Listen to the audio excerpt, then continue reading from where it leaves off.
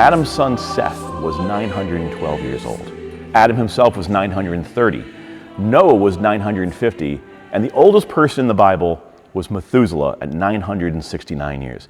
We've all heard a lot of these people in the Bible who lived these extreme old ages. And how do we reconcile that today as modern Catholics? We do have the benefit of science. We also have the benefit of knowing how long everybody else we've ever known in our lives has lived. And nobody has really come close to that. Well, there have been a lot of explanations for how the Bible, or why the Bible uses those numbers. And some explanations are, well, back then, a year was like a day or a day was like a year. That doesn't really hold water too well, especially since we have a lot of better explanations as to why those ages were the way they were. First of all, the first 11 chapters of Genesis are nothing at all like the rest of Genesis. They use this type of hyperbole and extreme numbers and things like that to have meaning. Just like all the other writings from other ancient Near Eastern cultures did at the time. They would use numbers to explain lots of things. Numerology to the ancient Jews had a very important impact on their beliefs. So it might have been that someone who lived to be hundreds of years old, that's another way of saying he was highly blessed by God and he was given long life. We also have in the Bible Psalm 90, which tells us the span of a man's life is 70 years, or 80 if he is strong. That's more in keeping with what we know today.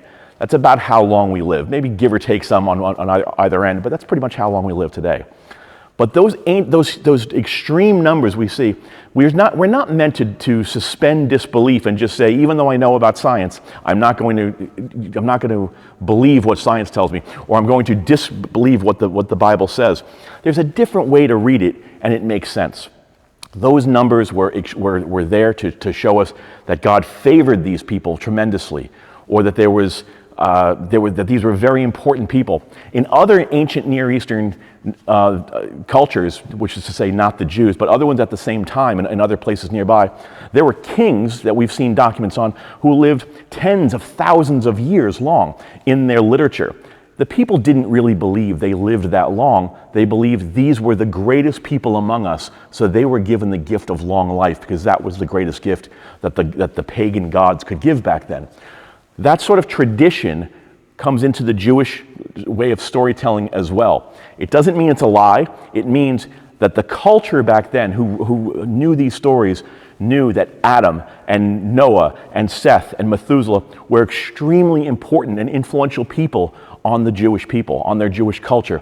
And therefore, the people who would read their stories would know how important they were by seeing these numbers. And each of these numbers also has its own unique meaning because of the numerology. The Jews would say that the number of every letter had a numeric value, so we could see in certain numbers that it was representative of a person's name, or all sorts of different meanings that are in there. But what we should not do is say, well, the years must have been shorter then, or something like that. That's not what we're meant to say at all. Or the Bible's, or even worse, say, well, the Bible's just wrong. And unfortunately, a lot of people who say, you know what, this is the year that I'm going to read the Bible. And they take the Bible and they open up to page 1, and they're Genesis 1, verse 1, and they start reading, and there's all of this very figurative language and use of numbers in ways that don't really resonate with us in our culture today, and they just make the assumption that the entire Bible is going to be this difficult to understand, and they stop reading.